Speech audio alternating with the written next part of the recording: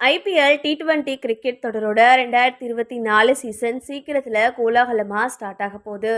அந்த தொடரில் MS தோனி தலைமையிலான நடப்பு சாம்பியன் சென்னை சூப்பர் கிங்ஸ் முறையாக கோப்பையை வின் பண்ணி சாம்பியன் பட்டத்தை தக்க வைக்குமா அப்படின்ற எதிர்பார்ப்பு காணப்படுது.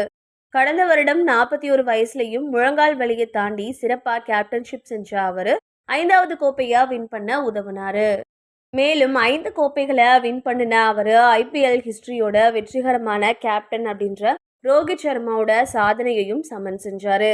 முன்னதா 2013 மும்பையோட கேப்டனா பொறுப்பேற்ற ரோஹித் சர்மா 2015, 2017, 2019, 2020 போன்ற வருடங்கள்ல மொத்தம் 5 கோப்பைகளை வின் பண்ணி குறுகிய காலத்திலேயே தோனியை மிஞ்சி வெற்றிகரமான கேப்டனா சாதனை படைச்சாரு.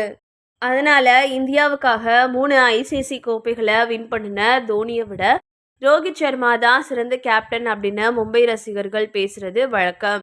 இந்த நிலைமையில ரோஹித்தை விட 2008 கேப்டனா செயல்பட்டு வர்ற MS தோனி ஒரு சிறந்த ஐபிஎல் கேப்டன் அப்படின்றதையும் தாண்டி பயிற்சியாளராகவும் செயல்படுற திறமையை கொண்டிருக்கிறதா முன்னாள் ஆஸ்திரேலிய பிளேயர் மேத்யூ ஹைடன் கூறியிருக்காரு.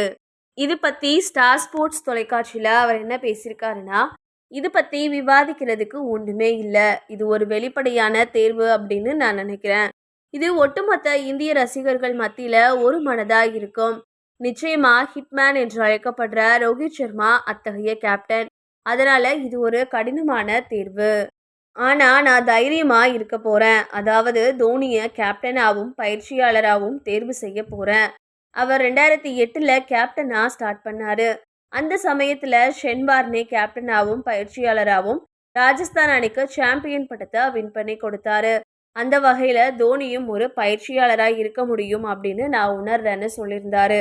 அதே நிகழ்ச்சியில் பேசின இன்னொரு ஆஸ்திரேலிய பிளேயர் டாம் மூடி இது பற்றி என்ன பேசியிருக்காருன்னா, என்னை பொறுத்த வரைக்கும் MS தோனி சராசரியான இல்லைன்னா சுமாரான அணிகளை வச்சு கோப்பையை வின் பண்ணாரு. அது ஒரு அணியை எப்படி வெற்றிகரமாக மாற்றக்கூடிய திறமையை கேப்டன் கொண்டு இருக்காரு அப்படின்றத எனக்கு சொல்லுது. மும்பை அணிக்காக ரோஹித் சர்மா அபாரமான கேப்டனாக செயல்பட்டாரு. இருந்தாலும் ஐபிஎல் ஸ்டார்ட் ஆனதுல இருந்தே மும்பை எப்பவும் நல்ல பிளேயர்ஸை கொண்ட சிறந்த அணியாக இருந்துச்சு அப்படின்னு சொல்லியிருந்தாரு.